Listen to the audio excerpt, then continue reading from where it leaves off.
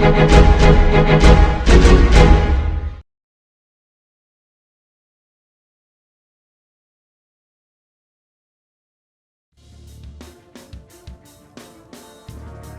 this is Beaver Cousin Productions, and welcome back to the Bionicle Heroes Commentary. I am Vakiti, your glorious and efficacious host, and these are my co-hosts, Joe Cubed, and we have a special guest tonight who was also going to be our special guest at New York Comic Con, but because of reasons that will be explained throughout this episode, was not. Unfortunately. So yeah, this is, we've got Zonar with us today, and we're going to explain exactly why all the things we announced didn't actually happen. Yep. And we've only got 13 minutes to do it because apparently we left off at a boss battle. Yep. All right, Zonar, this is what we're gonna do. This is what we're gonna do, Ben, aka Zonar. Yes. In 3 seconds, I'm gonna count to 3. I want you to give us the Reader's Digest version of what happened, and then we'll go into further details. Sound good? And then he'll give us the Fox News version. Yeah. And then he'll give us the Westboro Baptist Church version. Oh god. And Ben, you are on stage! Alright, so we were really excited for New York Comic Con, and we had done extensive planning for it. We had the streaming all ready to go. It was going to be great. I had all the Shuma. Yes, we had all the Shuma, every last little bit of it. And unfortunately, at the last minute, something came up. I had to play in a concert. And you had to plan a concert? My parents told me, his parents literally waited. His parents literally waited for the last 24 hours before the before the Comic-Con, before they told him this. Yeah, and even when we told them, you know, we're losing revenue over this. This ticket could have been given to somebody else. This ticket was given to Ben by Joe, who won the ticket with his story about Shuma Gorath, as was. You know, that started the meme about Shuma that we have going. Nope, they didn't care. They didn't even care Josie could become homeless because of the lost revenue. It was a ridiculous situation, but anyway. That's so dumb. So, even so, I did my best to try to get there. You even took their car. Yeah, I did. That was an adventure. It doesn't matter because if it's said on the air, because it's not like there are any charges impending. But I'll never forget, you know, being on the phone or on Skype at like 3 in the morning with him in the car on the road to the bus station, and then bam, gone. Yeah. And then I was up all night scrambling to find somebody else who could potentially take the ticket. But unfortunately, by that point, the one person who specifically said he would have been able to do it, would have only been able to do it if he had been given more notice because he had a thing on the same day. Yeah. And Joe could have gone too because people were offering to pay for his plane ticket. Yeah, and I just like felt so terrible about that. I actually knew a person who was at Comic-Con New York this year and could have probably talked to them about it, but I didn't know they were going until they were already there, and I wasn't available that day. I was meeting with a social worker for my rent that I couldn't pay. Rent that might have actually been easier to pay if we had actually gone through with this. And I don't know. So, a week after was. Okay, one at a time here, please. Me first. I think we're all so confused. Well, Ben, what were you going to say first of all? I wasn't saying anything, actually. Joe? Okay, all I was going to say is, Ben, if I had known that I could have, if you could have given the ticket to me somehow, I had no idea. I probably could have still have gone. Honestly, I'm not entirely certain. We would have had more advance notice. I mean, honestly, I'm not entirely. I was told I could go. Like, I told right after I got the prize. Right, I told my brother, and he said he would have paid for it. But I figured since I gave it to you, I couldn't take it because they asked for my name and stuff.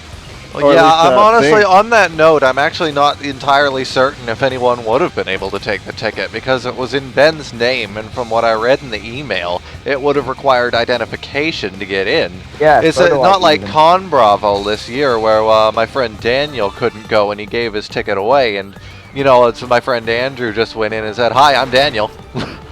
It would have been a lot more than that for Comic-Con, I'm sure. And that brings up another subject, Ben. I didn't know about the VIP event after. You never told me about that. Neither did I. I actually got the email, like, that day. Wow. Well, no, it wasn't that day. But didn't they expect you to RSVP like a week before? No, they just sent the email and they didn't ask for anything in return. There was a Bionicle VIP session. Yeah, after Comic-Con, there was a thing at the Lego store in the area. Basically, they gave they gave people access to all the sets to build and stuff. Yeah, and if whatever you built, you got to take home. Wait, really? Yes. I didn't know about that. That's how TTV got their hands on a Tahoe. I thought they just reviewed it on the spot. No. That's theirs. Son of a bitch!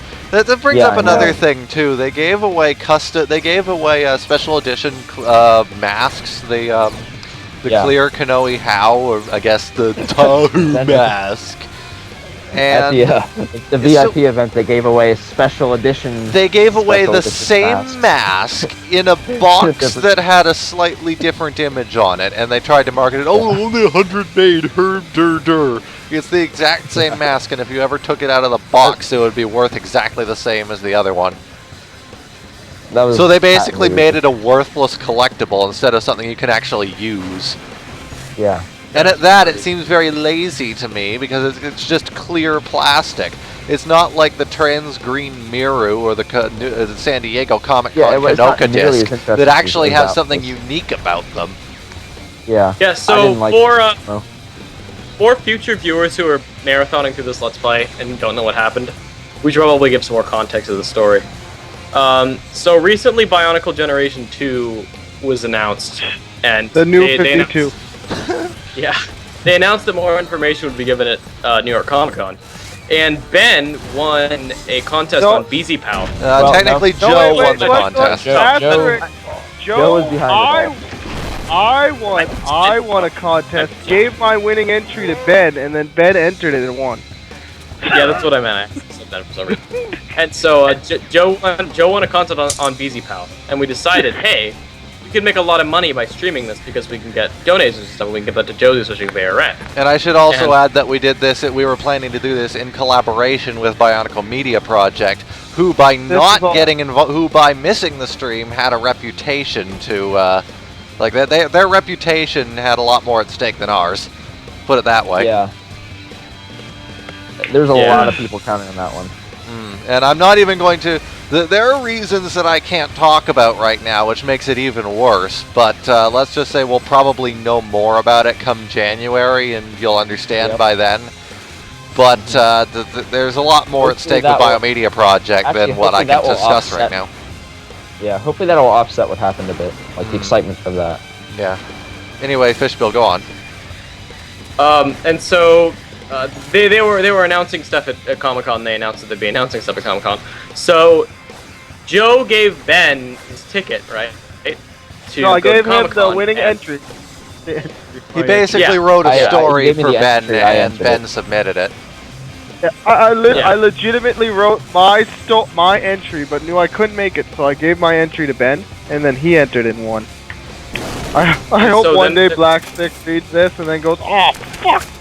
Yeah. And so then. But I mean, it's really not like bad that we did it. I mean, it was a concerted effort to win this contest so we could get here. Anyway, and so at Comic-Con, Ben would have been recording and streaming the Bionicle event through our Twitch channel and the Biomedia Project channels at the same time. Yeah, and so that would have been good. It would have generated a lot of traffic for our channel, both because of Bionicle itself and because we would be getting the large majority of the Biomedia Project fan base. Yep. Yeah, and anyway, and the fact that, of course, like people, even BZ Power wasn't doing this. BZ Power TTV, they were only taking pictures. We would have been like streaming video of the panel. Ones. They had a like a PowerPoint display and everything going on there. No, there were at least 1,000 people who were preparing to watch the stream at the least. Yeah, I'm pretty sure about as much. Yeah.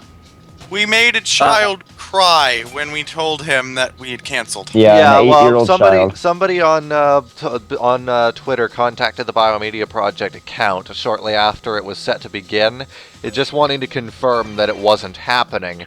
And you know, I tend to manage the Twitter account since it's hooked up to my tweet deck. So I basically mentioned, yeah, we're so sorry, it's not happening. And he just replied basically, "Oh, well, my 8-year-old is disappointed that you just wanted to know." So yeah, I felt absolutely sick after I read that. Yeah. So anyway, well, looking on the bright side, we did as much as we could. Yeah, it was honestly definitely a huge effort put into this. Like even Ben, you know, I don't think I've said this before, but I'm just going to say it again. I don't think even I would have put in as much effort as you did. You committed Grand Theft Auto to try and get there. That's some balls, man. That's some balls. What the hell weapon is that? We did our absolute best. As I said before, Joe, when you upgrade the weapons in this game, it goes from the Mata weapons to the Metru weapons to the Anika weapons. So that was supposed to be Vakama's disc launcher, yes. Let's just make this clear that Beaverhausen Productions does not condone Grand Theft Auto. Not to be confused with the game. We don't condone that either. We also do not condone slowly murdering people's parents in a blind rage. Even though Josie's going to do that anyways. Oh yes, Ben. I'm sorry, Ben, but if I ever meet your parents, I will not, because I'll be homeless and dead. But if I ever do, they are going to suffer greatly. So I am going to murder them slowly. While it sucks. Waluigi. Waluigi. While it sucks that we weren't able to get this running. Everyone here did their absolute best to work on it, honestly, and you know, it was really out of all of our control. So no one should feel too bad about it. It was all Ben's parents' fault, quite literally. We should kill them or something. Oh, I'm going to. Slowly. Liam, I hired hitmen. Now the police are going to come after me. Oh. It's going to take approximately 40 to 60 years, but I will make sure they die. Well, this conversation just got incredibly awkward. I will kill everyone. Every single person in the world. Hey, Joe died! Except the inventor of the Dorito, because I am hungry. Hyuki was not using what is it? Onawa. What is Onawa's weapon at all? Not even a little bit. Sure he was. No, it wasn't. Wait, well, they had to turn everything into a gun in this game. You know, what is his name? Onawa. Onawa's weapon anyway, what is it? Proto-Paton, it's like a grappling hook. Whoa! I have way more important news than you guys do. So, the mailman just came to my house, and he gave me a story to read. Oh, really? No way. He didn't give me any more information than that. It looks like a randomized fan fiction. Did he give you your Wii? No, so he said that would be here by Tuesday. Okay. So, okay, cool. Here it is. I'm gonna. This looks pretty. Okay, I'll just start. It's written in a language I don't understand. English. Oh wait, that's Joe. My bad. Well, here goes. Oh, I need some water. Oh, Fishspill. I have pissed in all of the water. Cat girl! Check your goddamn speaking privilege. The adventure of the Goron. John Tron and New York Comic-Con were out for a Valentine's in my Shuma. It's my Shuma. As they went, New York Comic-Con rested her hand on John Tron's compound eyes. What the? He's like an insect man. It was the most romantic walk ever. But even though the day was pterodactylish, John Tron was filled with bodacious dread. Do you suppose it's Pac-Man-ish here? She asked persnicketedly. You robotic silly, New York Comic-Con said, tickling JonTron with her comic book. It's completely able-bodied. Just then, a squishy Goron leapt out from behind a bat credit card and rolled New York Comic-Con in the unibrow. What? Arg! New York Comic-Con screamed. Things looked assy, but JonTron, though she was bamboozled, apparently JonTron is a woman now, knew she had to save love. She grabbed a mushroomy kingdom and, so like when you bake cookies inside Whipple's face and Liam eats it and Ben just sits there because he's Space Jesus and then everyone explodes and now they're cats, period, comma, beat the Goron joeyly until it ran off. That will teach you to roll, innocent people. Then she clasped New York Comic-Con close. New York Comic-Con was bleeding Ebola-ly. My darling! My sweet darling! JonTron said, and pressed her lips to New York Comic-Con's mutton chop. I love you! New York Comic-Con said but forcefully, and expired in JonTron's arms. JonTron never loved again. Oh, I'm sorry. I'm sorry. JonTron is dating Comic-Con. Wait, Joe.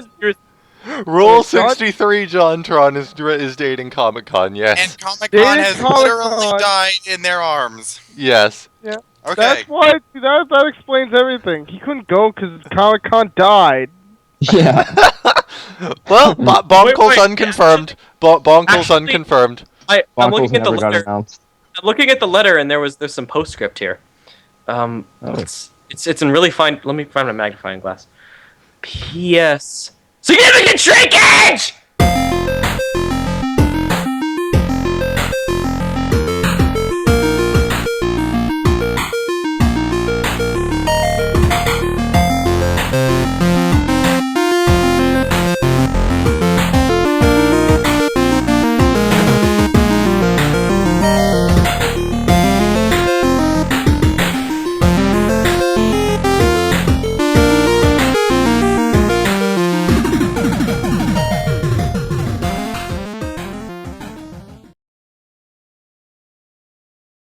I need the thing.